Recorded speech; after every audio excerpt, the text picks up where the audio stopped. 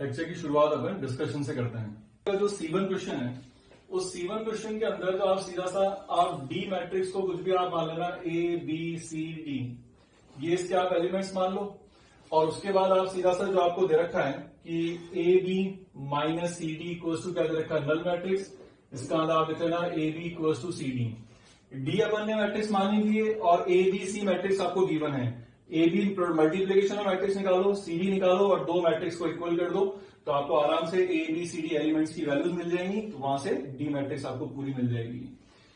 इसका C2 का first part, C2 का सेकंड पार्ट अपन ने जो प्रॉपर्टीज लिखी थी एडजॉइंट की वहां पे अपन लिख रखा है, आप वो वहां से अपन ने प्रूव भी कर रखा है, आप वहां से चेक कर लेना। इसका फर्स्ट पार्ट में प्रूव कर देता हूं।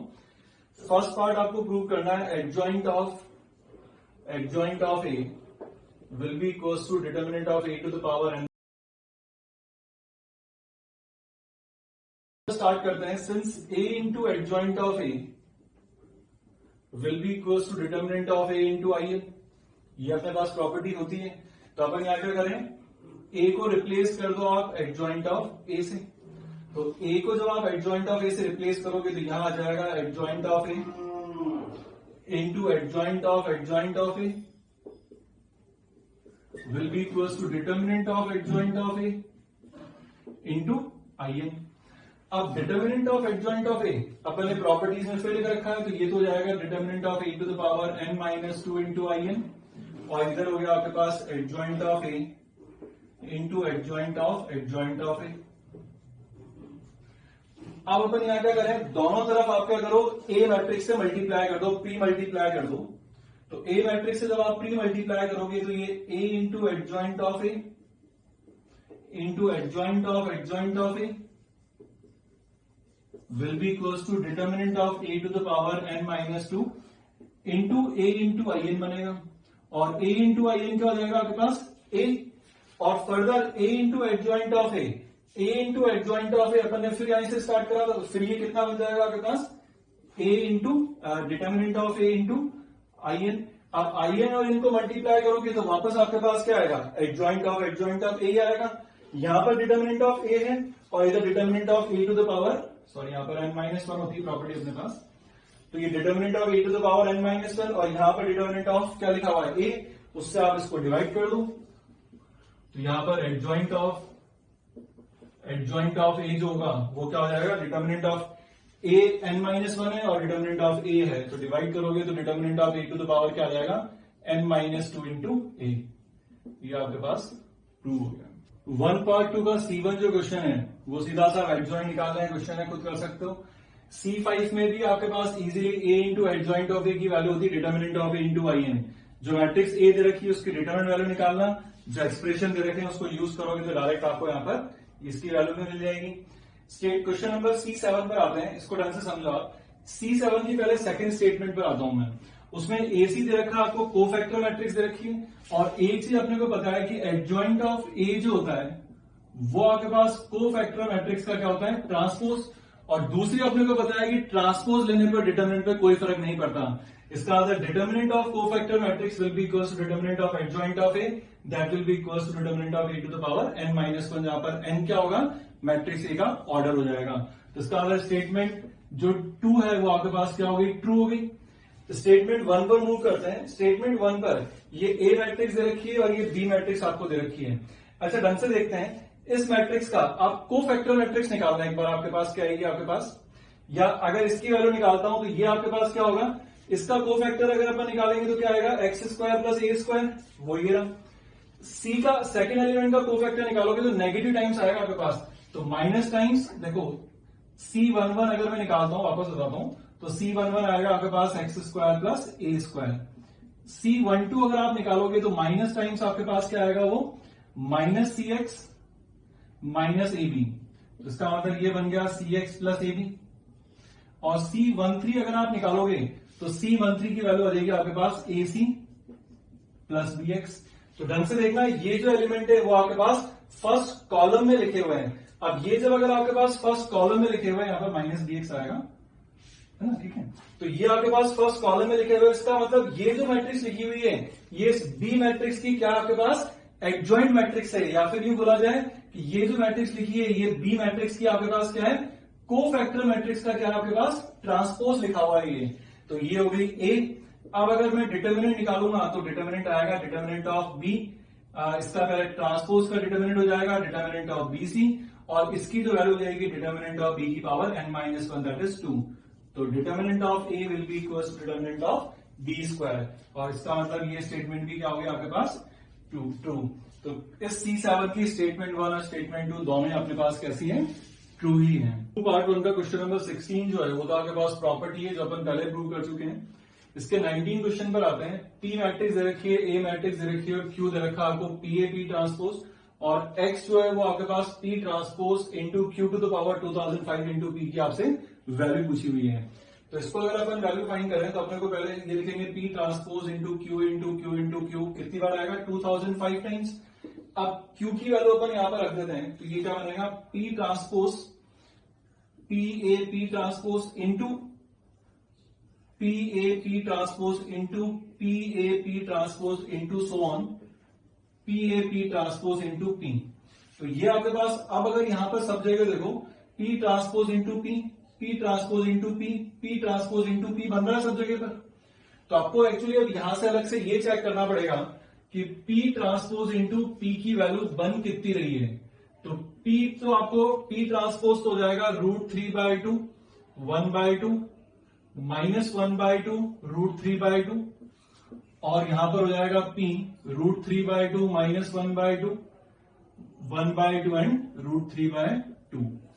इनको अपन मल्टीप्लाई करते हैं तो कितना आएगा, आपको इसको मल्टीप्लाई करोगे तो 3/4 प्लस 1/4, तो 4/4 दैट इज 1, 3/4 √3/4 माइनस √3/4 0, और सिमिलरली यहां पे कैलकुलेट कर लोगे 0 1, तो ये क्या बन गया आपके पास, आइडेंटिटी मैट्रिक्स बन गई। तो सीधा सा ये सब जगह आपके पास आइडेंटिटी मैट्रिक्स बनता जाएगा। तो इसका मतलब यहां पर आपके पास बच गया a इंटू ए, कितनी बार आपके पास, 2005 टाइम्स। तो अब आपको ये चेक करना है कि a की पावर a को जब आप 2005 टाइम्स मल्टीप्लाई करोगे तो क्या होगा। तो फिर ये चेक करते हैं कि a स्क्वायर क्या बनेगा आपके पास, 1101 1101। इसको अपन मल्टीप्लाई कर लेते हैं वापस, तो यहां पर तो आएगा 1, यहां पर आ जाएगा 2, ये आ जाएगा 0, ये आ जाएगा 1। जब आप a क्यूब मल्टीप्लाई करोगे तो वो आपके पास 1201 इंटू ए 1101, फिर मल्टीप्लाई करते हैं तो ये आ गया 1, यहां पर आ जाएगा 1 + 2 3, ये फिर आ गया। तो आप ढंग से देखो जो चेंज हो रहा है ना वो यहां चेंज आ रहा है। तो a स्क्वायर हो गया तो वहां 2 आ गया, यहां पर a क्यूब हो गया तो वहां क्या आ गया, 3 आ गया। इसका मतलब a टू द पावर अगर ये 2005 है तो आपके पास ये वैल्यू क्या बनने वाली है, आपके पास 1 2005 0 और 1, ये इसका क्या हो गया, आंसर हो गया। ये क्वेश्चन जेई का है और मोस्ट प्रोबेबली मेरे ख्याल से अगर यहाँ 2005 लिखा हुआ है तो 2005 का क्वेश्चन होना चाहिए। 2 पार्ट 3 का जो क्वेश्चन नंबर 6 है ये डिटरमिनेंट की प्रॉपर्टी से आराम से हो जाएगा। क्वेश्चन नंबर 7 में आपको A1 A2 A3 AP में दे रखे हैं और B1 B2 B3 HP में दे रखे हैं, और डेल्टा की ये वैल्यू आपसे पूछी हुई है। अगर इसके अंदर अगर अपन यहाँ पर ऑपरेशन यूज कर रहे हैं कि R1 goes to R1 minus R3 and R2 goes to R2 minus R3, तो जब आप ये वैल्यू आप यहां पर यूज करोगे तो R1 goes to R1 minus R3 में आपके पास यहां आ जाएगा A1 minus A3 A1 minus A3 A1 minus A3। R2 में R2 minus R3 करोगे तो A2 minus A3 A2 minus A3 और A2 minus A3। यहां पर अब ये कुछ भी हो लेकिन ये दोनों आपके पास क्या हो गए, प्रोपोर्शनल। आपके पास ये वैल्यूज है, मतलब फर्स्ट वाले में से, फर्स्ट रो में से A1 minus A3 कॉमन ले लो, सेकंड रो में से A2 minus A3 कॉमन ले लो, 1 1 1 बच जाएगा। तो ये डिटरमिनेंट की वैल्यू क्या होगी, 0। तो डेल्टा 0 हो गया। तो आप इसके बाकी पार्ट से चेक कर लेना। क्वेश्चन नंबर 8 के अंदर आपके पास एक डिटरमिनेंट है और लिखा हुआ है x माइनस वाई का स्क्वायर इसका फैक्टर है या नहीं है। तो अपन यहाँ पर कोशिश यही करेंगे कि अपन x माइनस वाई का फैक्टर बने। अब x माइनस वाई का अगर फैक्टर बनाना है तो अपन यहाँ पर क्या ऑपरेशन यूज कर लेते हैं, देखो R1 goes to R1 minus R3 and R2 goes to R2 minus R3। तो जब ये ऑपरेशन आप यूज करोगे तो आपके पास फर्स्ट रो में क्या आ जाएगा, यहां पर आ जाएगा x माइनस वाई, इसमें से इसको सेपरेट करोगे 0, इसमें से इसको सेपरेट करोगे तो -2 कॉमन ले लेता हूं, x माइनस वाई बचेगा। यहां इनको सेपरेट करा 0, इसमें से इसको सेपरेट करा 2 कॉमन आया, x माइनस वाई। इसमें से इसको सेपरेट करा तो वापस आपके पास ये -2 times x minus Y. Further ये हो गया y, ये हो गया 2y माइनस जेड, और ये हो गया 2x minus 2y minus Z. First row में से x माइनस वाई कॉमन आ गया, सेकंड रो में से भी x माइनस वाई कॉमन आ गया, तो x माइनस वाई का होल स्क्वायर, ये आ गया 1 0 y, यहां आ गया 0 2y माइनस जेड, यहां पर वैल्यू आ गई -2 और ये हो गया आपके पास 2 2x minus 2y minus Z. अब आपके पास ये फैक्टर तो दिख ही रहा है, ये जो डिटर्मिनेंट आपके पास बचा हुआ है इसको आप सीधा से क्या कर लो, एक्सपेंड कर लो। अब जो भी वैल्यू आएगी वो दिख जाएगी और आपको दिख जाएगा कि x माइनस वाई का स्क्वायर इसका फैक्टर है या x माइनस वाई क्यूब है, जो भी है इसको एक्सपेंड कर लेना तो आपका क्वेश्चन ही सॉल्व हो जाएगा इजीली। 2 पार्ट 3 के क्वेश्चन नंबर 9 में मैं आपको हिंट दे देता हूं। जैसे यहां पर अगर आप कॉलम वाइज ऐड करो या रो वाइज ऐड करो, मान लो मैं रो वाइज ऐड कर देता हूं, R1 goes to R1 plus R2 plus R3।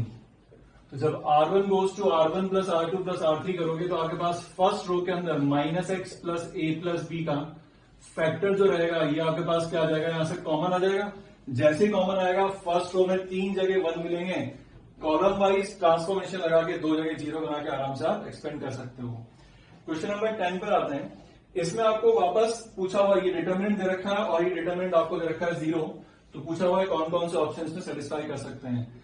यहां पर बी सी है, यहां पर बी अल्फा प्लस सी है, यहां सी डी है और यहां पर सी अल्फा प्लस डी है। इसका मतलब मैं यहां पर क्या कर सकता हूं, R3 के अंदर ट्रांसफॉर्मेशन लगाता हूं, R3 को सेपरेट करूंगा किससे, फर्स्ट रो को तो मैं अल्फा से मल्टीप्लाई करूं ताकि बी अल्फा घट जाए, तो अल्फा इंटू R1, और सेकंड रो को मैं डायरेक्ट ऐड कर देता हूं प्लस R2। तो जैसे आप ये वाला ऑपरेशन यूज करोगे ये 0 वैल्यू हो जाएगी, ये वैल्यू भी आपके पास 0 हो जाएगी। देखते हैं क्या वैल्यू बनती है आपके पास। ये डिटरमिनेंट 0 है सी, यहां पर तो बी सी, ये होगा बी अल्फा प्लस सी, यहां पर सी डी, यहां पर सी अल्फा प्लस डी, ये तो वही रहने वाले। ये हो गया 0, ये हो गया 0। अच्छा अब अपन को क्या करना है, इसके अंदर अपन ने क्या करा है, इस इक्वेशन को अपन ने मल्टीप्लाई किससे करा है, अल्फा से, और इसमें सेपरेट करा है। तो इसको मैं यहां पर वापस लिख देता हूं कि ये जो वैल्यू लिखी है A alpha cube minus C alpha, इसमें से अपन ने सेपरेट करा है इसको अल्फा से मल्टीप्लाई करके, तो ये क्या बनेगा minus B alpha square minus C alpha, और इसको क्या कर दिया वापस डायरेक्टली अपन ने सेपरेट कर दिया, तो minus C alpha minus D. ये आपके पास क्या हो गया, determinant that will be equal to 0। इसको फिर वापस अगर अपन चेक करते हैं तो यहां पर बी सी 0, सी डी 0, यहां पर आया B alpha plus C alpha plus D, और ये वाली वैल्यू कितनी आ गई आपके पास, A alpha cube minus B alpha square minus 3c alpha minus D will be equal to 0। अब इस डिटरमिनेंट को अपन एक्सपेंड कर देते हैं, दिस इंटू ये को फैक्टर मल्टीप्लाई हो जाएगा, तो इसका मतलब यहां से आपके पास ये वैल्यू क्या आ गई, A alpha cube minus B alpha square minus 3c alpha minus D times ये वैल्यू आ गया आपके पास B D minus C square equal to 0। तो इसका मतलब एक तो कंडीशन हो गई B D equal to C square, और एक हो गया A alpha cube minus B alpha square minus 3c alpha minus D equal to 0। तो आपके पास यहां से एक ऑप्शन तो आ गया कि बी सी डी किसमें हो गया आपके पास, बी सी डी ये हो गया आपके पास जीपी में, और अल्फा जो हो गया अगर ये अल्फा को एक्स से रिप्लेस कर दूंगा तो क्यूबिक इक्वेशन मिलेगी, तो अल्फा क्या होगा आपके पास, इस क्यूबिक इक्वेशन का क्या हो जाएगा, रूट हो जाएगा। वहां से आपके पास जो ऑप्शन मिल जाएगा, अपना ऑप्शन कौन सा सही हो गया, इससे तो बी हो गया और इससे आपके पास डी ऑप्शन हो गया। 13 अपने नोट्स में रखा है, उसमें आप चेक कर लेना। क्वेश्चन नंबर 14 के अंदर मैं आपको हिंट देता हूं कि C1 में जब आप C1 plus C2 plus C3 करोगे तो उस पूरे डिटरमिनेंट में से 2 प्लस 4 साइन 2x की वैल्यू बाहर आ जाएगी। जो डिटरमिनेंट बचेगा उसमें 3 जगह 1 आएंगे, उसमें आप आराम से उसको सॉल्व कर सकते हो। ऑन सिंप्लीफाइंग fx की वैल्यू आपके पास 2 प्लस 4 साइन 2x आ जाएगी। इसकी मैक्सिमम वैल्यू आपसे पूछी गई है। साइन 2x की जो रेंज होगी वो आपके पास होगी -1 to 1। तो इसका मतलब यहां से ओवरऑल इस फंक्शन की जो रेंज हो जाएगी, माइनस में रखूंगा तो -2 से लेकर 6, तो मैक्सिमम वैल्यू कितनी रहेगी आपके पास 6। क्वेश्चन नंबर 15 में यूएन आपको एक डिटरमिनेंट दे रखा है और समेशन यूएन आपको दे रखा है lambda times summation N square where N is varying from 1 to capital N. तो इसकी वैल्यू होगी N into N plus one into two N plus one by 6। इसका मतलब इस डिटरमिनेंट का समेशन आपको यूज करना है तो लैम्डा टाइम्स ये वाली की वैल्यू होनी चाहिए, तो आपसे लैम्डा की वैल्यू पूछी गई है। अब अगर अपन यहां पर बात करें कि समेशन यूएन की अगर मैं बात करता हूं तो वापस अपन समेशन ऑफ डिटरमिनेंट की प्रॉपर्टी यूज करते हैं, और वो प्रॉपर्टी क्या होती है अपने पास कि जब आप यहां पर इसके अंदर समेशन लगाओगे तो समेशन कहां पर जाके लगेगा, उस रो या उस कॉलम में जहां पर आपके पास वेरिएबल एन होगा। तो एन वेरिएबल सिर्फ एक ही रो के अंदर है स्मॉल एन, तो ये समेशन फर्स्ट रो में जाकर ही लग जाएगा। अभी जब फर्स्ट रो में जाकर समेशन लगेगा तो समेशन एन की वैल्यू क्या होती है, डायरेक्ट लिख रहा हूं मैं, ये समेशन फर्स्ट कॉलम के ऊपर जाके लगेगा, क्योंकि फर्स्ट कॉलम में जो है वो आपके पास तीनों स्मॉल एन है और कहीं नहीं है। तो ये फर्स्ट कॉलम में जब समेशन लगेगा तो समेशन एन कितना हो जाएगा, N into N plus one by two summation N square N into N plus one into two N plus one by 6 और समेशन एन क्यूब हो गया N into N plus one का whole square by 2। इस पूरे का क्या हो जाएगा, होल स्क्वायर। यहां पर वैल्यू लिखी है 1, यहां पर लिखा हुआ है 2n प्लस वन, यहां लिखा हुआ है 3n स्क्वायर, ये वैल्यू हो गई 5, 2n प्लस वन और ये हो गया 3n प्लस वन। अब वैसे डिटरमिनेंट सिंप्लीफाई हो जाना चाहिए आराम से, एक दो स्टेप और लिख देता हूं, उसके बाद आप इसको सिंप्लीफाई करने की कोशिश करना। समेशन यूएन जो होगा N varies from 1 to capital N, इसमें से जो जो भी एलिमेंट कॉमन आ रहे हैं वो कॉमन निकाल लेते हैं। अब फर्स्ट कॉलम में से क्या कॉमन आ रहा है अपने पास, n into N plus one by two, ये कॉमन आ गया। फर्स्ट सेकंड रो में से क्या कॉमन आ रहा है अपने पास, 2n प्लस वन। इसके बाद जो आपके पास डिटरमिनेंट बच रहा है वो यहां पर तो आपके पास क्या बचेगा 1। इसमें से आपने n into N plus one by two common ले लिया और 2n प्लस वन भी कॉमन ले लिया, तो यहां पर सीधा से बचेगा 1 बाय 3।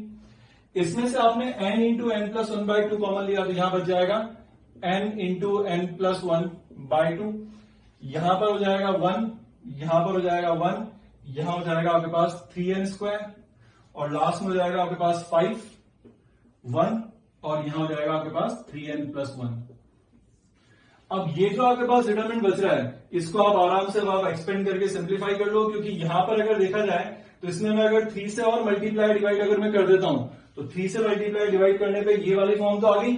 अब जो डिटरमिनेंट बचेगा इसको आप आराम से क्या कर सकते हो, या तो और थोड़ा सा आप सिंप्लीफाई कर लो या सीधा सा एक्सपेंड कर देना, तो आपको वैल्यू क्या मिल जाएगी in terms of lambda times n into N plus one into two N plus one by 6। Homework के डिस्कशन के बाद अब अपन थ्योरी पर आते हैं। नेक्स्ट अपन क्वेश्चन लेते हैं ए इनवर्स फाइंड करने पर।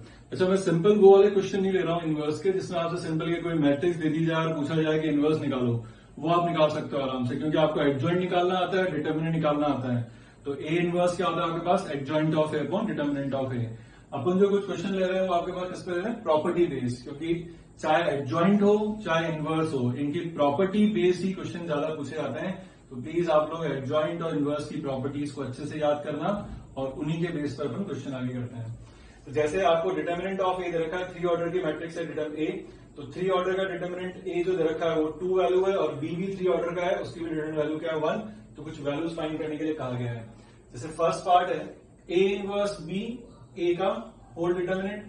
तो सबसे पहले तो आप डिटरमिनेंट की प्रॉपर्टी लगाओ कि 3 मैट्रिसेस हैं जिनका डिटरमिनेंट अगर आपसे पूछा हुआ है तो आप सबसे पहले तीनों का डिटरमिनेंट अलग अलग कर लो, determinant of A inverse into determinant of B into determinant of A. अब determinant of B inverse A inverse जब निकालोगे तो होता है 1 upon A into determinant of B into determinant of A. तो डिटरमिनेंट ऑफ ए तो cut गया, सीधा सा डिटरमिनेंट ऑफ बी बचा जिसकी वैल्यू क्या है 1, तो ये इसका आंसर आ गया। नेक्स्ट में यहां पर बात करते हैं वापस, इसमें भी पहले क्या करें अपन, अभी भी मुझे यहाँ 2 मैट्रिक्स दिख रही है तो 2 मैट्रिक्स के लिए दोनों का अलग अलग determinant of 2a inverse into determinant of b। Determinant of b तो आपके पास 1 है तो ये तो 1 हो ही गया। फर्दर अब यहाँ पे 2a होल इनवर्स है तो अपने पास प्रॉपर्टी जो होती है k a inverse will be equals to a inverse divide by k। तो पहले तो ये वाली आप प्रॉपर्टी लगा लो यहाँ पर, तो ये क्या हो जाएगा a इनवर्स डिवाइड बाय 2 का होल डिटरमिनेंट। अब यहां पर वापस क्या होगा, ये 2 एज ए स्केलर की तरह बिहेव करेगा तो लैम्डा बाहर आएगा, तो आपके पास ऑर्डर कितना है 3 ऑर्डर का है, तो 1/2 की पावर तो जाएगी 3 into determinant of A inverse. तो ये तो हो गया 1/8 और डिटर्मिनेंट ऑफ ए इनवर्स होता है 1 डिटर्मिनेंट ऑफ ए, तो ये हो गया 2, तो 2 into 8 क्या हो गया 1/16, ये इसका आंसर आ गया। थर्ड पार्ट है डिटर्मिनेंट फाइंड करना A inverse into adjoint of B inverse into adjoint of 2a inverse. तो वापस मैं इसको 3 डिटर्मिनेंट अलग अलग कर लेता हूं, determinant of A inverse into determinant of adjoint of B inverse into determinant of adjoint of 2a inverse. Further अभी मैं यहां पर क्या कर रहा हूं, इसको एक determinant adjoint of some matrix ही लेके चल रहा हूं। मान लेता हूं इसको कुछ सी मैट्रिक्स बोल देता हूं और इसको कुछ डी मैट्रिक्स बोल देता हूं। तो ये तो हो गया आपके पास 1 determinant of A into adjoint of adjoint of A का डिटर्मिनेंट क्या होता है, determinant of A to the power n-1। तो ये क्या हो जाएगा n-1 कितना ऑर्डर है 3, तो स्क्वायर इंटू ये हो जाएगा determinant of D to the power n-1 that is 2। तो ये तो हो गया 1/2। सी की वैल्यू रख देता हूं, तो ये क्या आपके पास बी इनवर्स का डिटर्मिनेंट का स्क्वायर इंटू डी क्या आपके पास 2a इनवर्स का डिटर्मिनेंट और उसका क्या हो गया वापस स्क्वायर। फर्दर ये हो गया 1/2 into determinant of B inverse क्या होता है 1 डिटर्मिनेंट ऑफ बी उसका square into 2a inverse determinant. तो ये लैम्डा ये लिखा हुआ है, तो वापस इस डिटर्मिनेंट के बाहर 2 आएगा, तो 2 टू द पावर 3 इंटू क्या आ जाएगा डिटर्मिनेंट ऑफ ए इनवर्स इसका होल स्क्वायर। तो 1/2 इंटू ये तो 1 हो ही गया, इंटू ये कितना हो गया 2 टू द पावर 8 और ये हो गया आपके पास 16। तो 8 और 64 इंटू ये हो जाएगा 1 डिटर्मिनेंट ऑफ ए का स्क्वायर। तो दैट इज वैल्यू होगी 1/2 इंटू 1 इंटू 64 इंटू 1/4। तो ये कितना हो गया 8, ये आंसर आ गया आपके पास 8। तो ये प्रॉपर्टीज बेस्ड क्वेश्चन है अपने पास जो इंपॉर्टेंट होते हैं इनवर्स के लिए, ध्यान रखना आप लोग। नेक्स्ट अपन आते हैं solving system of linear equations. अब system of linear equation solve करने से पहले दो टर्मिनोलॉजी वहां पर फ्रीक्वेंटली यूज होगी, कंसिस्टेंट इक्वेशंस। कंसिस्टेंट इक्वेशन का मतलब क्या हुआ, जो भी आपको लीनियर इक्वेशन गिवन होंगी अगर उनका एटलीस्ट वन सॉल्यूशन अगर एग्जिस्ट करता है तो वो आपके पास इक्वेशंस क्या कहलाएंगी, equations are said to be consistent. और दूसरी टर्मिनोलॉजी यूज होती है इनकंसिस्टेंट इक्वेशंस। अब इनकंसिस्टेंट इक्वेशन का मतलब क्या हुआ, if the system of equation have no solution, अगर इक्वेशंस का कोई भी सॉल्यूशन नहीं आएगा तो इक्वेशंस क्या कहलाएंगे आपके पास, इनकंसिस्टेंट इक्वेशंस कहलाएंगी। अब system of linear equation solve करने के अपने पास दो मेथड हैं। तो फर्स्ट मेथड है अपने पास क्रैमर्स रूल।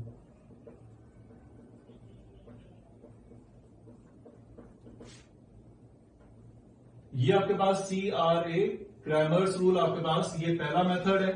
कि पहले मेथड, अब अपने पास क्या पहला मेथड है वो समझते हैं अपन। तो इसमें अपन सबसे पहले system of linear equations in two variables की बात करते हैं। तो अपने यहां पर बात कर लेते हैं linear equations in two variables. अब linear equations in two variables का अगर अपन एग्जांपल है, let equations are a1x plus b1y equals to c1, a2x plus b2y equals to c2। देखा जाए तो आपके पास ये दो क्या आपके पास स्ट्रेट लाइंस हैं और two equations in two variables को सॉल्व करने के लिए अपन क्रैमर्स रूल नहीं भी लगाते हैं तो भी डायरेक्ट सॉल्व हो जाएगा। कैसे, क्रॉस मल्टीप्लीकेशन या एलिमिनेशन मेथड से।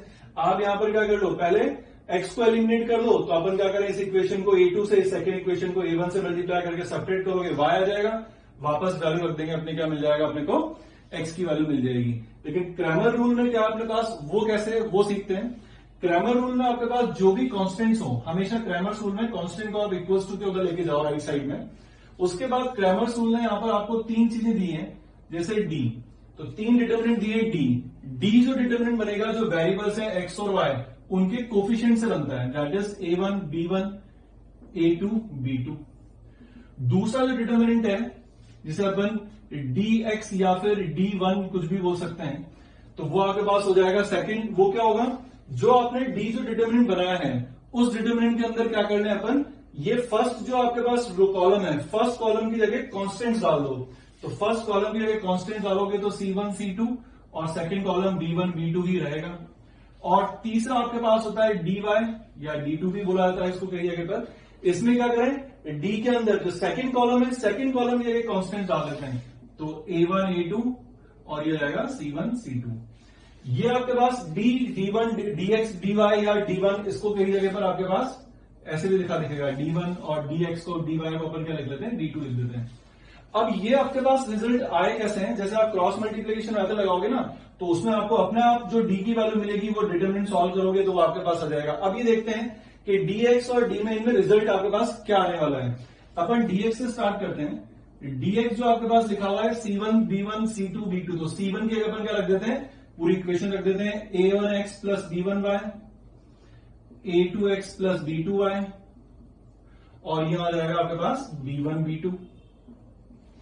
अब डिटरमिनेंट के लिए अपन एक चीज जानते हैं कि इसको अपन दो डिटरमिनेंट के सम की फॉर्म में लिख लेते हैं। तो जैसे इसको दो डिटरमिनेंट के सम की फॉर्म में लिखोगे तो a1 इसमें से क्या कॉमन आ जाएगा, ये आ जाएगा a1x a2x, ये आ जाएगा b1 b2 प्लस ये आ जाएगा b1y b2y और ये जाएगा b1 b2। ये दोनों तो आपके पास क्या है, प्रोपोर्शनल हो गए, तो ये डिटरमिनेंट तो जीरो आ गया। और यहां पर अगर अपन बात करें तो इसमें से अपने पास क्या आ जाएगा, यहां से आपके पास क्या कॉमन आ गया, x, तो ये तो dx तो लिखा हुआ है, तो इसमें से x कॉमन आ गया, तो आपके पास ये dx जो बना उसमें से x कॉमन आ गया। x कॉमन आने के बाद क्या बचा आपके पास, a1 b1 a2 b2। तो अब ये किसकी वैल्यू है, d की, तो ये आपके पास हो गया x इंटू डी। इसका मतलब यहां से आपके पास जो इक्वेशंस थी, जो ये लीनियर इक्वेशंस अपने पास दो लिखी थी, उनमें dx इक्वल्स टू रिजल्ट आ गया dx will be equals to x into D. And similarly जब आप y के लिए निकालोगे तो आ जाएगा dy will be equals to y into D. तो अब सीधा सा आपके पास क्या आ गया, जब भी आपको टू वेरिएबल्स में इक्वेशन गिवन है, d dx dy निकालो और इससे ये आपके पास क्या हो गया, सॉल्यूशन यहां से आएगा। आपके पास जो सॉल्यूशन होगा वो यहां से आएगा। अब सॉल्यूशन डिपेंड करेगा कि d जीरो है या नहीं है और क्या क्या पॉसिबिलिटीज हो सकती है सॉल्यूशन की, वो डिपेंड करेंगी d के ऊपर। क्या क्या रिजल्ट होंगे वो एक अपन चार्ट बनाते हैं और वहां से अपन देखते हैं इक्वेशंस कब कंसिस्टेंट होंगी कब इनकंसिस्टेंट होंगी। अपन मूव करते हैं नेचर ऑफ सॉल्यूशंस पे। ये दो इक्वेशन थी a1x plus b1y equals to c1 a2x plus b2y plus c2। अपन ने भी देख लिया था कि इसके सॉल्यूशन जो होते हैं d1 equals to x into D and d2 equals to y into D. Actually d1 और d2 dx और dy की जगह दोनों में से कोई सा भी यूज कर सकते हैं, मैं यहाँ पर d1 d2 यूज कर रहा हूं। अब नेचर ऑफ सॉल्यूशन जो होगा वो वापस आपके पास d1x, ये वही चीज लिखी हुई है यहाँ पर। अब डिपेंड करेगा कि सॉल्यूशन जो आएगा वो एक्चुअली x की वैल्यू चाहिए, तो d से अपन डिवाइड कर पाएंगे या नहीं कर पाएंगे। तो अगर अपन पहला केस लेते हैं कि d not equal to zero, d अगर जीरो नहीं हुआ अपने पास, तो जैसे ही d जीरो नहीं हुआ तो अपन यहाँ क्या कर सकते हैं, d से आप डिवाइड कर सकते हो। तो जैसे ही d से आप डिवाइड करोगे तो यहां से आपको जो सॉल्यूशंस मिल जाएंगे, सॉल्यूशन क्या मिल जाएंगे, x will be equal to d1 by d and y will be equal to d2 by d। इसका मतलब आपको हमेशा यहां से क्या मिलेंगे, यूनिक सॉल्यूशन ही मिलेंगे। और अगर यूनिक सॉल्यूशन मिला तो इसका इक्वेशन क्या होगी आपके पास, कंसिस्टेंट हो जाएगी। तो फर्दर यहां से अब आपके पास फिर दो पॉसिबिलिटी आती है कि आपके पास ये तो सॉल्यूशन मिल ही गए कि x की वैल्यू और y की वैल्यू तो आएगी, आपके पास कोई ना कोई यूनिक आएगी। लेकिन फिर दो पॉसिबिलिटी क्या होती है, अगर इनके न्यूमरेटर d1 d2 दोनों जीरो हो गए तो x और y की दोनों की वैल्यू क्या आएगी आपके पास, जीरो जीरो आएगी। और अगर जितने भी वेरिएबल की इक्वेशन हो, जैसे यहाँ पर टू वेरिएबल की ले रहे हैं, दोनों की दोनों वेरिएबल की वैल्यू जीरो है साइमल्टेनियसली, तो वो इक्वेशन क्या कहलाती है या वो सॉल्यूशन क्या कहलाते हैं, ट्रिवियल सॉल्यूशंस। आपके पास तीन वेरिएबल हो गए और x y z, तो तीनों की वैल्यू अगर साइमल्टेनियसली जीरो होगी तो भी इक्वेशन क्या कहलाएगी, ट्रिवियल। तो अगर यूनिक सॉल्यूशन है, लेकिन यूनिक में कैसा है, दोनों वेरिएबल की वैल्यू जीरो है, तो वो क्या कहलाएगा आपके पास, ट्रिवियल सॉल्यूशन। दूसरा केस होगा if at least one of d1 और d2 इज नॉन जीरो। अगर मान लेता हूं कि d1 की वैल्यू जीरो है, d2 की वैल्यू जीरो नहीं है, तो d1 की वैल्यू अगर जीरो है तो x की वैल्यू तो आ जाएगी जीरो, और d2 की वैल्यू अगर जीरो नहीं है तो y की वैल्यू कोई ना कोई आपके पास नॉन जीरो वैल्यू आएगी। तो अगर एक भी वेरिएबल ऐसा है जिसकी वैल्यू जीरो नहीं है तो वो आपके पास सॉल्यूशन कहलाते हैं नॉन ट्रिवियल। तो है वही यूनिक सॉल्यूशन तो मिल रहा है, लेकिन इसमें d1 और x और y में से कम एक ऐसा होगा जो कि नॉन जीरो होगा, तो उसे अपन क्या बोलते हैं, non trivial solutions. Second case अपन इसी का लेते हैं, वो क्या लेंगे, वापस यहीं से स्टार्ट करते हैं, d1 equals to x into D and d2 equals to y into D. अब अगर d जीरो हो गया तो मैं यहां पर क्या करूंगा, d से डिवाइड नहीं कर पाऊंगा, तो इसमें आपके पास क्या हो जाएगा, जैसे ये वाली पॉसिबिलिटी हुई तो आपके पास d1 इक्वल्स टू क्या आ जाएगा आपके पास zero, x into zero, d2 आ जाएगा आपके पास y इंटू जीरो। इसका मतलब ये तो श्योर है कि RHS जो है वो तो क्या आ गया आपके पास, जीरो आई गया। तो डिपेंड करेगा कि d1 और d2 पर। तो फिर केसेस लेते हैं अपन, कि D1 और D2 0 हो गए, तो जैसे ही D1 और D2 0 हुए तो यहां से आपके पास क्या वैल्यू हो जाएगी, 0 इक्वल्स टू 0, और दूसरी इक्वेशन भी क्या आ जाएगी, 0 इक्वल्स टू 0। इसका मतलब अगर D1 D2 दोनों 0 हो गए तो x और y की आप कोई भी वैल्यू पुट कर दो, 0 इक्वल्स टू 0 ही आना है। तो यहां पर आपको क्या मिलने वाले हैं, आपको इनफाइनाइट सॉल्यूशंस मिलने वाले हैं। और इनफाइनाइट सॉल्यूशन हुए तो भी अपन क्या बोलेंगे, इक्वेशंस क्या है, कंसिस्टेंट ही रहेंगी। क्योंकि कंसिस्टेंट की डेफिनेशन क्या थी, सॉल्यूशन आपके पास या तो वन सॉल्यूशन हो या इनफाइनाइट हो, मतलब एटलीस्ट वन सॉल्यूशन होगा, तो इक्वेशंस क्या कहलाएंगे आपके पास, कंसिस्टेंट। सेकंड केस लेता हूं वापस, RHS तो 0 है। अब D1 और D2 में से कोई भी एक 0 ना हो, अगर कोई भी एक भी 0 ना हुआ तो क्या होगा, RHS तो 0 है इसी, LHS आपके पास क्या हो जाएगी, नॉन जीरो हो जाएगी। तो non zero quantity is not equal to 0, therefore वहां से आपको क्या मिलेंगे, नो सॉल्यूशन। और नो सॉल्यूशन का मतलब क्या हो गया, इक्वेशंस क्या हो गया आपके पास, इनकंसिस्टेंट हो गई हैं। अब अपन यहां पर थोड़ा सा ज्योमेट्रिकली देखते हैं कि ऐसा क्या हो रहा होगा कि इक्वेशंस कंसिस्टेंट है या इनकंसिस्टेंट है। तो अपन यहां पर फिर वापस एक बार ढंग से देखते हैं कि आपके पास ये जो दो लिखी हुई है लाइंस, ये आपके पास क्या है, स्ट्रेट लाइंस है।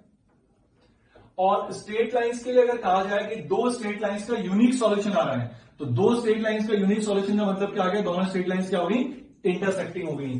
तो इसका मतलब यूनिक सॉल्यूशन स्ट्रेट लाइन के बीच में क्या रिप्रेजेंट कर रहा है, इंटरसेक्टिंग लाइंस। फर्क क्या है, यहां पर ट्रिवियल सॉल्यूशन का मतलब क्या होगा कि दोनों लाइन जहां पर इंटरसेक्ट करेंगी वो कोऑर्डिनेट क्या होगा, 0,0। और यहां पर भी देखा जाए तो दो लाइन जो इंटरसेक्ट करेंगी तो ये पॉइंट जो होगा आपके पास अदर देन 0 होगा।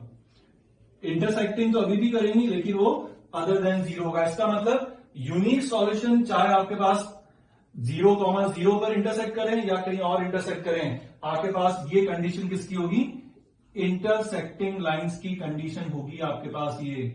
और अगर अपने को डायरेक्ट चेक करना है कि लाइंस इंटरसेक्टिंग होंगी तो उनकी क्या कंडीशन होनी चाहिए आपके पास, A1 upon A2 is not equal to B1 upon B2। तो ये अपने पास कंडीशन आ जाएगी दो लाइंस के पैरेलल होने की, मतलब इंटरसेक्टिंग होने की, A1 upon A2 is not equal to B1 upon B2। तो ये आप कंडीशन ध्यान रख लो। तो दो लाइंस आपके पास इंटरसेक्टिंग की कंडीशन आ गई। फर्दर अगर मैं बात करूं आपसे कि यहां पर आगे चलते हैं कि इनफाइनाइट सॉल्यूशंस, तो दो लाइंस में इनफाइनाइट सॉल्यूशन कब होगा, सोच के बताऊं। दो लाइंस में इनफाइनाइट सॉल्यूशन आपके पास उस केस में होगा जब दोनों लाइंस आपके पास क्या होंगी, कोइंसाइड कर जाएंगी, मतलब एक दूसरे के ऊपर ओवरलैप कर जाएंगी दो लाइंस। तो आपके पास ये कौन सा केस हुआ, कोइंसाइडिंग लाइंस का। कोइंसाइडिंग लाइंस का केस हो गया आपके पास जब दो इनफाइनाइट सॉल्यूशंस मिलेंगे। और नो सॉल्यूशंस कब मिलेगा दो लाइंस में, जब वो दोनों लाइंस क्या होंगी आपके पास, पैरेलल होंगी। तो ये कंडीशन किसकी होगी, पैरेलल लाइंस की।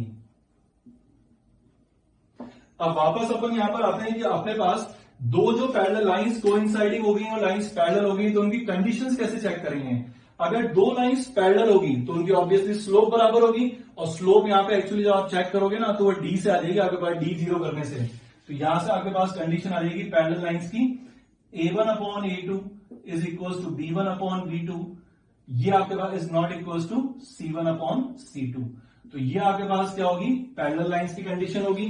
और अगर कोइंसाइडिंग लाइंस हैं तो कोफिशिएंट्स का रेशियो और कांस्टेंट का रेशियो सबका होना पड़ेगा बराबर, that is A1 upon A2 equals to B1 upon B2 equals to C1 upon C2। ये आपके पास क्या हो गया, दोनों लाइंस, तीनों लाइन, जो दो लाइंस आपको दे रखी हैं उनका यूनिक सॉल्यूशन का मतलब हो गया इंटरसेक्टिंग लाइंस है, वो अगर कोइंसाइडिंग है तो आपके पास क्या होगी, इनफाइनाइट सॉल्यूशंस, और पैरेलल है तो नो सॉल्यूशंस। तो अब दो लाइंस जो दे रखी है उनके बीच में जो चार्ट है वो आप अच्छे से ध्यान रखो।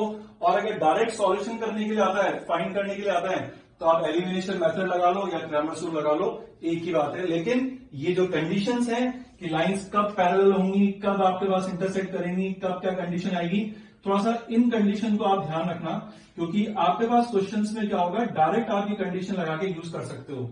तो मैं थोड़ा सा साइड में रहा हूं, आप प्लीज इसका फटाफट आप लोग क्या कर लो, स्क्रीनशॉट ले लो, ताकि चार्ट आप अच्छे से याद रख सको। इक्वेशन इन टू वेरिएबल्स को समझने के बाद, उनके नेचर और सॉल्यूशन के बाद अपन linear equation in three variables चलते हैं। मान लो तीन इक्वेशंस आपके पास, ये लीनियर इक्वेशन थ्री वेरिएबल्स लिखी है, A1x plus B1y plus C1z equals to D1। Similarly दो इक्वेशन और लिखी हुई है, 2D के अंदर मतलब अपन जब 2 वेरिएबल की बात करते हैं तो अपन 2D में रहते हैं, दैट इज वो आपके पास इक्वेशन क्या आती है 2 वेरिएबल्स की स्ट्रेट लाइंस। यहाँ पर जब अपन 3 वेरिएबल में आया तो अपन 3D में चले गए, मतलब ये जो इक्वेशन लिखी है आपके पास ये क्या है 3 प्लेन्स की इक्वेशन है आपके पास, ठीक है। तो अब अपन प्लेन्स की इक्वेशन के बारे में ज्यादा जानते नहीं, लेकिन अभी आप थोड़ा ध्यान रख लो कि ये प्लेन है, जब आप आगे बढ़ोगे जब वेक्टर 3D में पहुंचोगे तब आपको प्लेन के बारे में और क्लियर हो जाएगा, और इससे नेचुरल सॉल्यूशन कैसे होंगे वो भी अपन चार्ट बनाएंगे तो देख लेंगे। तो अब यहाँ पर सेम वो का वही करना है कि जैसे अपन ने 2 वेरिएबल था तो D1 D2 निकाला था, यहाँ पर D फिर 3 वेरिएबल है तो D1 D2 D3 आएगा, ये वही है dx dy dz है ना। तो D किससे बनता है आपके पास, जो x y z के कोफिशिएंट्स हैं उनसे बन के D बनता है। और इसके अंदर क्या करते हैं अपन, जैसे फर्स्ट कॉलम हटाया, फर्स्ट कॉलम हटा के मतलब फर्स्ट कॉलम हटाने का मतलब क्या हुआ, आप पहला वेरिएबल निकालने जा रहे हो x, तो उसको जैसे हाइड करोगे तो ये कांस्टेंट जो होंगे ये a1 a2 a3 की जगह आ जाएंगे, बाकी b1 b2 b3 c1 c2 c3 अपनी जगह रहेंगे। फिर जब आप y वेरिएबल निकालोगे तो y को जब हाइड करोगे तो b1 b2 b3 हाइड हो जाएगा, तो उसके आगे कांस्टेंट्स आ जाएंगे यहाँ पर, तो आ जाएगा d1 d2 d3 किसकी जगह आएगा b1 b2 b3 जगह, बाकी दोनों अपनी जगह पे कॉलम रहेंगे। सेम जब आप z निकालोगे तो इसको हाइड करोगे तो c1 c2 c3 हाइड होंगे, उसकी जगह आपके पास कांस्टेंट्स आ जाएंगे, ये आ जाएगा d3। और इनको सॉल्व करने के लिए हमेशा ध्यान रखो आपके पास क्रैमर रूल जब आप लगाने जा रहे हो तो कांस्टेंट्स को हमेशा इक्वल टू के आगे रखोगे, मतलब आरएचएस में रखोगे आप कांस्टेंट को। अब जब ये d1 d2 d3 आ गए तो therefore solution is given by solution अपने पास किससे आ जाएगा, d1 will be equals to x into D, d2 equals to y into D and d3 equals to z into D. तो जब आप इनको सॉल्व करोगे तो यहां से आपके पास क्या होगा, x y z की वैल्यू आएगी, अगेन डिपेंड्स ऑन d, तो उसके लिए वापस अपने पास क्या होगा, चार्ट बनाते हुए देखते हैं क्या होगा उसमें आपके पास क्या क्या नेचर ऑफ सॉल्यूशंस हो सकते हैं। System of linear equations in 3 variables में अपन ने d1 d2 d3 निकाल लिए। अब देखते हैं वापस अपन उसमें नेचर ऑफ सॉल्यूशन पे क्या फर्क पड़ेगा। जैसे अगर तीनों आपके पास इक्वेशंस है तो अपन ने d1 equals to X D, d2 equals to Y D and d3 equals to Z D, ये तो निकालना सीख ही लिया। उसके बाद अब नेचुरल सॉल्यूशन वापस किस पे डिपेंड करेगा आपके पास कि ये जो इक्वेशन लिखी हुई है यहाँ से x की वैल्यू y की वैल्यू और z की वैल्यू निकालने के लिए d से क्या करना पड़ेगा, डिवाइड करना पड़ेगा। तो ये जो अपने पास चार्ट बना हुआ है एग्जैक्टली सेम है जो कि आपने 2 वेरिएबल्स के लिए बनाया था। और वही एक बार वापस से अपन रिवाइज कर लेते हैं, देखते हैं कि अगर d नॉट इक्वल्स टू 0 हुआ तो d नॉट इक्वल्स टू 0 हुआ तो d से अपन क्या कर सकते हैं, डिवाइड कर सकते हैं। तो x y z की जो वैल्यू आएगी वो यूनिक सॉल्यूशन होगा, तो इक्वेशन क्या कहलाएंगी, कंसिस्टेंट। इसमें फर्दर आपके पास क्या होगा, अगर d1 d2 d3 डिनोमिनेटर तो 0 है नहीं, लेकिन d1 d2 d3 अगर 0 हो गए तो x y z तीनों की वैल्यू क्या आ जाएगी 0, तो क्या कहलाएंगे आपके पास ट्रिवियल सॉल्यूशंस। और अगर d1 d2 d3 में से कम एक ऐसा है जो कि नॉन जीरो है, तो इसका मतलब एक वेरिएबल ऐसा होगा कम से कम x y z में से जिसकी वैल्यू 0 नहीं होगी, इसका मतलब वो सॉल्यूशंस क्या कहलाएंगे आपके पास, नॉन ट्रिवियल सॉल्यूशंस। एक चीज ध्यान में रखें, ये जो 2 वेरिएबल्स जब लीनियर इक्वेशंस में अपन लेते हैं तो वो आपके पास रिप्रेजेंट करते हैं स्ट्रेट लाइंस, लेकिन 3 वेरिएबल्स अगर लीनियर इक्वेशन में लेंगे तो आपका रिप्रेजेंट करेगा प्लेन्स, मतलब अपन 3D में चल जाते हैं एक्चुअली 3 डायमेंशन में। तो यहां से आपके पास क्या होगा, x y z 0 0 0, इसका क्या मतलब है, 3 प्लेन्स इंटरसेक्ट कर रहे हैं। लाइन के केस में ये वाला केस कर रहा है इंटरसेक्टिंग लाइंस, तो यहां पर ही क्या होगा, 3 प्लेन्स इंटरसेक्ट करेंगे। तो 3 प्लेन अगर इंटरसेक्ट करेंगे तो आपको हमेशा क्या मिलेगा, एक ही पॉइंट मिलेगा। जैसे आप जिस भी रूम में बैठे हो थोड़ा सा विजुलाइज कर लो, कोई भी 2 दीवार लो और एक सीलिंग ले लो, 2 दीवार लो और एक सीलिंग ले लो, जिस पॉइंट पर वो इंटरसेक्ट करेंगे वो पॉइंट क्या होगा आपके पास, 3 प्लेन्स का क्या होगा, इंटरसेक्शन पॉइंट ही होगा। वॉल्स और सीलिंग सब आपके पास क्या है, प्लेन की तरह बिहेव कर रही है। इसका मतलब इसमें क्या हुआ कि तीनों जो आपके पास प्लेन्स हैं वो ऑरिजिन पर इंटरसेक्ट कर रहे हैं, और इसमें जो तीनों प्लेन्स हैं वो इंटरसेक्ट कर रहे हैं other than origin. Next move करते हैं कि अगर d अगर आपके पास यहां पर अगर 0 हो गया तो d 0 हो गया तो आपके पास d1 equals to x into 0, d2 equals to y into 0, d3 equals to z into 0 हो जाएगा। अब डिपेंड करेगा वापस d1 d2 d3 पर। d1 d2 d3 में अगर कम से कम एक अगर नॉन जीरो है तो इसका मतलब इधर आपके पास क्या हुआ, RHS तो 0 हो ही रहा है, लेकिन LHS में से अगर एक भी 0 नहीं हुआ तो नॉन जीरो इक्वल्स टू 0 हो जाएगा, जो पॉसिबल नहीं हो सकता। इसका मतलब क्या होगा, वो तीनों प्लेन इंटरसेक्ट ही नहीं करेंगे, तो वहां से क्या मिलेगा आपको, नो सॉल्यूशन। लेकिन बस अब ये केस इंपॉर्टेंट है यहां पर, जो आपको याद रखना है कि अगर d 0 हो जाए, d1 d2 d3 0 हो जाए, तो अब आपके पास यहां पर पॉसिबिलिटी ये भी हो सकती है कि प्लेन्स कोई भी 3 प्लेन या तो पैरेलल हो जाए, या फिर कोई भी 2 प्लेन पैरेलल हो, तीसरा उनको कट कर जाए, तो या तो नो सॉल्यूशन मिल सकता है, या फिर तीन प्लेन इंटरसेक्ट कर जाएं, तो तीन प्लेन आपके पास इंटरसेक्ट कैसे करेंगे, जैसे दो प्लेन अगर ये इंटरसेक्ट करते हैं तो आपको लाइन मिलती है, तीसरा प्लेन भी अगर उसी लाइन से पास हो जाए, जैसे दो प्लेन ये हो गए तो लाइन मिली, लाइन के ऊपर इनफाइनाइट पॉइंट्स है, तीसरा प्लेन भी वहीं से पास हो जाए तो भी इनफाइनाइट सॉल्यूशंस मिल सकते हैं, या फिर तीनों प्लेन्स ओवरलैप कर जाएं, तीनों प्लेन तो भी क्या मिलेंगे, इनफाइनाइट सॉल्यूशंस मिलेंगे। तो वो केसेस क्या आते हैं आपके पास इस वाले सॉल्यूशन में आपको मिलेंगे। तो ध्यान रखना कि यहां पर आपके पास अगर D0 हुआ, D1, D2, D3 अगर चारों जीरो हो गए तो आपके पास दो पॉसिबिलिटी होती है, या तो D0 होगा, या तो आपके पास इनफाइनाइट सॉल्यूशंस होंगे, या फिर नो सॉल्यूशंस होंगे। वो डिपेंड करेगा अपने पास क्वेश्चन के ऊपर। तो जब अपन क्वेश्चन करेंगे तो आपको ये वाले केस में क्वेश्चन के थ्रू एक्सप्लेन कर दूंगा कि कब नो सॉल्यूशन आएगा, कब आपके पास इनफाइनाइट सॉल्यूशन आएगा, जब D1, D2, D3 चारों के चारों जीरो हो जाते हैं। में आपके पास एक स्पेशल केस भी होता है, homogeneous system of linear equations. अब homogeneous system of linear equations में क्या होता है, लेट इक्वेशंस आर, इसमें जो इक्वेशंस आपके पास रहेंगी वो होमोजेनियस होंगी। अब होमोजेनियस का मतलब क्या होता है, हर टर्म के अंदर डिग्री क्या रहेगी आपके पास, सेम रहेगी, और वो लीनियर है। तो इसका मतलब एक्स वाई जेड, अगर तीन वेरिएबल में बात करते हैं तो उन सब की पावर क्या रहेगी, वन ही रहेगी। तो आपके पास जो तीन इक्वेशंस होंगी वो हो जाएंगी a1x plus b1y plus c1z equals to 0, a2x plus b2y plus c2z equals to 0, a3x plus b3y plus c3z equals to 0। अब यहां पर ध्यान दो, जो आपके पास homogeneous system of linear equations होती हैं उनमें सिर्फ क्या अंतर रहेगा कि आपके पास जो इक्वल्स टू में कांस्टेंट है वो सारे कांस्टेंट साइमल्टेनियसली क्या होंगे, जीरो होंगे। अब यहां पर देखो तो आप पहली टर्म में x है जिसकी पावर 1 है, दूसरे में y की पावर 1, z की पावर, इसका मतलब ये 1 डिग्री है, मतलब लीनियर है। और इक्वल्स टू में अगर मैं कांस्टेंट को कुछ 2 रख देता हूं या d रख देता हूं तो फिर वो होमोजेनियस इक्वेशन नहीं कहलाएगी। तो पहली कंडीशन ध्यान रखना, होमोजेनियस इक्वेशन को पहचानने के लिए क्या होगा कि आपके पास चाहे दो वेरिएबल हो या तीन वेरिएबल, लेकिन कांस्टेंट जो रहेंगे वो सारे कांस्टेंट क्या रहेंगे, साइमल्टेनियसली जीरो ही रहने वाले हैं।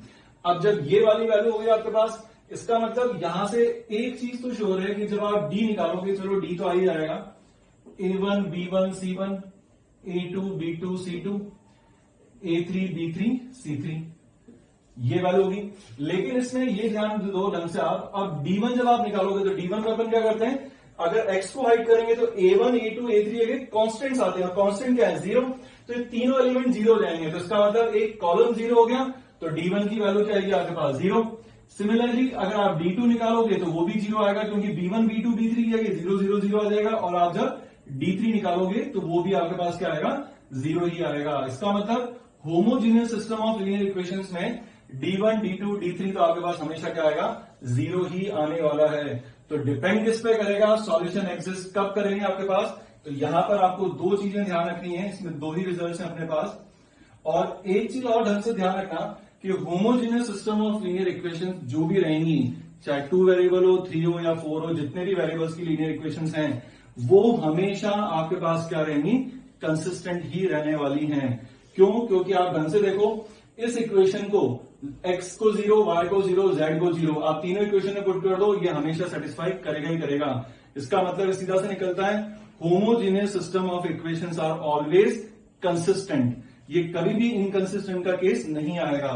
अब कंसिस्टेंट की बात होती है तो कंसिस्टेंट में या तो अपने पास केसेस अपन ने देखे हैं, उनमें या तो क्या आता है, या तो वन सॉल्यूशन आएगा मतलब यूनिक सॉल्यूशन, या फिर इनफाइनाइट सॉल्यूशन आएगा। उसी पे अपने पास यहां पर दो पॉसिबिलिटी होती है। तो इफ अगर अपन बोल देते हैं कि d is not equal to 0, अगर d अगर नॉट इक्वल टू 0 है तो यहां से आपको क्या मिलेंगे, यूनिक सॉल्यूशन ही मिलने वाला है। और जो यूनिक सॉल्यूशन होगा वो क्या होगा आपके पास, ट्रिवियल सॉल्यूशन होगा। क्योंकि अगर अपन देखें तो अपन इक्वेशन में क्या लिखते हैं, अपन इस तरीके से लिखते हैं ना, d1x equals to d, d2x dy equals to d2 and dz equals to अपने पास क्या होता है, d3 हो जाता है। तो अगर यहां पर अगर देखा जाए कि अगर आपके पास d1 d2 d3 0 दे दो तो जीरो आ ही चुका, और जब d 0 नहीं होगा तो फटाफट आपके पास क्या आ जाएगा, x y z की वैल्यू क्या आएगी, 0 0 0 ही आएगी। तो ये x equals to y equals to z क्या होगा आपके पास, जीरो आ जाएगा यहां से। तो ये इक्वेशन क्या होगी आपके पास, कंसिस्टेंट हो गई। दूसरी पॉसिबिलिटी होती है आपके पास, if d is equals to 0। अब d 0 हो गया तो 0 इक्वल्स टू 0 हो गया। अब आप x की वैल्यू जो भी रखना चाहो, y की वैल्यू जो भी रखो, ये हमेशा सेटिस्फाई करेगी। तो यहां से आपको क्या मिलेंगे, हमेशा इनफाइनाइट सॉल्यूशन। तो इनफाइनाइट सॉल्यूशंस यहां पर मिलेंगे। और उस इनफाइनाइट सॉल्यूशन को अपन यहां क्या बोल देंगे, नॉन ट्रिवियल सॉल्यूशन। तो ये अब आप ध्यान रखना कि जब भी आपके पास बात होती है homogeneous system of linear equation में, आपसे हमेशा इनकंसिस्टेंसी की बात कभी भी नहीं करी जाएगी। उसमें सिर्फ क्वेश्चंस यही आते हैं, फाइंड द कंडीशन या फाइंड द वैल्यू ऑफ जो भी यहां पर एक वेरिएबल लैम्डा म्यू डाल दो, so that the system of linear equations will give unique solution और ट्रिवियल सॉल्यूशन, और अगर सेकंड केस बनेगा इनफाइनाइट सॉल्यूशन या फिर नॉन ट्रिवियल सॉल्यूशंस। तो होमोजेनियस सिस्टम ऑफ इक्वेशंस में हमेशा ये दो ही केस होंगे, इनकंसिस्टेंसी की यहां पर कोई जगह नहीं है, हमेशा ये कंसिस्टेंट ही रहने वाली है। क्रैमर रूल पे अपन क्वेश्चन लेते हैं। अगर solve the following system of equations using Cramer's rule, तो ये इक्वेशन दे रखी है आपको तीन, इनको क्रैमर रूल से सॉल्व करना है। तो डी, D1, D2, D3 लिख लिया। जब आप ये डिटरमिनेंट कैलकुलेट करोगे तो डी की वैल्यू आपके पास 1 आएगी, that is not equal to 0। This implies इसके क्या आ जाएंगे आपके पास, यूनिक सॉल्यूशन आएंगे। और देयरफॉर अगर यूनिक सॉल्यूशन आएंगे तो solutions are given by, solutions क्या होंगे आपके पास, x जो होगा वो होगा D1 बाय डी, y जो होगा वो होगा D2 बाय डी, और z जो हो जाएगा वो हो जाएगा D3 बाय डी। जैसे ही डी नॉट इक्वल टू 0 आया तो यूनिक सॉल्यूशन फिक्स है। अब आप जब इनकी वैल्यू कैलकुलेट करोगे तो ये वैल्यू आएगी आपके पास 1, ये वैल्यू आएगी 1 और ये वैल्यू आएगी आपके पास -1। ये डिटरमिनेंट इजीली आप एक्सपेंड कर लेना, इनकी वैल्यूज ही आ जाएंगी। तो देयरफॉर x की वैल्यू आपके पास 1 आ गई, y की वैल्यू 1 आ गई और z की वैल्यू क्या आ गई, -1। ये आपके पास क्या आ गया, इनका आंसर आ गया। तो इस तरीके से अपन क्रैमर रूल यूज करके ये इक्वेशन सॉल्व कर सकते हैं अपन। आप जब इसको कैलकुलेट करोगे तो यहां पर ये वैल्यू डी की वैल्यू 0 आ जाएगी। इसका अंदर एक चीज श्योर होगी कि अब यूनिक सॉल्यूशन तो नहीं आने वाले, या तो नो सॉल्यूशन आएगा या फिर इनफाइनाइट सॉल्यूशन आएगा। डी और D1 दोनों सेम है तो वापस की वैल्यू भी 0 आ जाएगी। D1 के D2 के अंदर पहले दो कॉलम सेम है तो इसका डिटरमिनेंट फिर 0। D3 के अंदर फर्स्ट और थर्ड कॉलम सेम है तो ये भी 0। इसका सीधा सा मतलब निकल गया कि यहाँ पर D equals to D1 equals to D2 equals to D3, ये सारी वैल्यूज क्या आ चुकी है आपके पास, 0 आ चुकी हैं। तो अब यहां से दो पॉसिबिलिटी निकलेंगी, या तो इनफाइनाइट सॉल्यूशंस होंगे या फिर नो सॉल्यूशन होंगे। तो अब अपन वो कैसे निकालेंगे, तो अब इनमें यहां क्या करना पड़ता है आपको कि let z equals to t where t belongs to any real number। अब x, y, z में से किसी भी एक वेरिएबल को आप t रख दो और इसकी जो वैल्यू है put in first two given equations. अपन ये चेक कर रहे हैं अब कि क्योंकि D1, D2, D3 सब अगर 0 आ चुके हैं तो इनफाइनाइट सॉल्यूशन होंगे या नो सॉल्यूशन होंगे, उसको चेक करने का तरीका आपको समझा रहा हूं, ढंग से समझो उसको। आप किसी भी एक वेरिएबल को t रख दो जहां पर t कोई भी एक रियल नंबर होगा आपके पास, और z की वैल्यू इन तीनों इक्वेशन में से किसी भी दो इक्वेशन में पुट कर दो। मैंने मान लो लेट्स से मैंने पहली दो इक्वेशन में पुट कर ली है, तो आपके पास इक्वेशन बन जाएगी x plus 2y will be equals to 1 minus 3t, और दूसरा हो जाएगा 2x plus 3y will be equals to 2 minus 4t। अब इन दोनों इक्वेशन को क्या करो, solve x and y in terms of t। जब आप इनको x और y को अगर आप t की टर्म्स के लिए सॉल्व करोगे तो आप सॉल्व करके चेक कर देना, ये सिंपली आपके पास इस इक्वेशन को 2 से मल्टीप्लाई करना और सेपरेट कर देना, y आ जाएगा, y के लिए वापस रखोगे तो x भी मिल जाएगा। तो यहां पर x की वैल्यू आती है आपके पास 1 प्लस t और y आता है आपके पास -2t। तो देयरफॉर अब आपके पास क्या कंडीशन, क्या वैल्यूज आ गई, आपने z को तो t माना था और x और y की value in terms of t आ गई। तो एक बार तीनों वैल्यू रख देता हूं, x equals to 1 plus t, y equals to -t and z equals to क्या हो गया t। अब अगर यहां पर मान लेता हूं कि ये जो इक्वेशन, ये जो x y z की वैल्यूज आई हैं, अगर ये वैल्यू, एक थर्ड इक्वेशन बची हुई ना अभी, तो अगर ये थर्ड इक्वेशन को सेटिस्फाई कर जाता है तो इसका मतलब क्या होगा, आपके पास इनफाइनाइट सॉल्यूशंस होंगे, और अगर ये एक थर्ड इक्वेशन को सेटिस्फाई नहीं करेगा तो आपके पास आंसर क्या आ जाएगा, नो सॉल्यूशन। तो ये जो अपने पास x y z की वैल्यू चाहिए, पुट इन थर्ड इक्वेशन। जो थर्ड इक्वेशन आपके पास बची हुई है उसमें पुट करके देखते हैं कि देखें क्या आंसर आ रहा है। x को रख देते हैं 1 प्लस t, तो ये बन जाएगा 3 प्लस 3t। y है -2t, तो दैट इज ये हो गया -8t। z है t, तो ये हो गया plus 5t will be equals to 3। तो आप देख लो t 8t और -8t कैंसिल, तो इसका मतलब क्या आ गया आपके पास 3 इक्वल्स टू 3।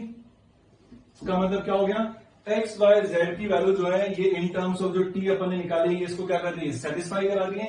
तो दिस इंप्लाइज आपके पास क्या हो गए, इनफाइनाइट सॉल्यूशंस हो चुके हैं। अब ये इनफाइनाइट सॉल्यूशन क्यों बोल रहा हूं मैं, क्योंकि एक्स वाई जेड की वैल्यू डिपेंड कर रही है टी पर, और टी जो है वो रियल नंबर कोई भी हो सकता है। तो आप टी की वैल्यू यहां जेड, टी की कोई भी एक वैल्यू लोगे उसके कॉरस्पॉन्डिंग एक्स वाई जेड की वैल्यू आएगी, तो टी की इनफाइनाइट वैल्यूज आ सकती हैं। और अगर कई बार आपके पास ये भी पूछा सकता है ऑप्शन में, अगर मल्टीपल चॉइस क्वेश्चन होता है तो आपको ये भी देखने को मिल सकता है कि सॉल्यूशंस क्या होंगे। तो देयरफॉर आपके पास यहां से अगर सॉल्यूशंस की बात करी जाए तो सॉल्यूशंस के लिए अपन क्या बोलेंगे कि x की वैल्यू आ गई 1 प्लस टी, y की वैल्यू आ गई -2t एंड z की वैल्यू आ गई t, where t belongs to real number. ये आपके पास इनफाइनाइट सॉल्यूशन का क्या हो गया, आंसर भी हो गया। तो अब आप ढंग से ध्यान रखो, जब भी आपको ये क्रैमर्स रूल से सॉल्व करने के लिए कहा जाए ना, तो आपके पास सबसे इंपॉर्टेंट क्या है, जो अपन ने जो चार्ट बनाया ना, चाहे 2 वेरिएबल हो चाहे 3 वेरिएबल हो, उस चार्ट को अच्छे से ध्यान रख लो, क्योंकि सब क्वेश्चन उसी पर होने वाले हैं आपके पास। एक इनफाइनाइट वाला केस अच्छे से ध्यान रखना, क्योंकि ये आपके पास क्वेश्चंस में इनफाइनाइट के बाद ऑप्शंस में ये भी पूछा सकता है सॉल्यूशंस की वैल्यू क्या क्या होगी। आज के होमवर्क नोट कर लो आप लोग सब।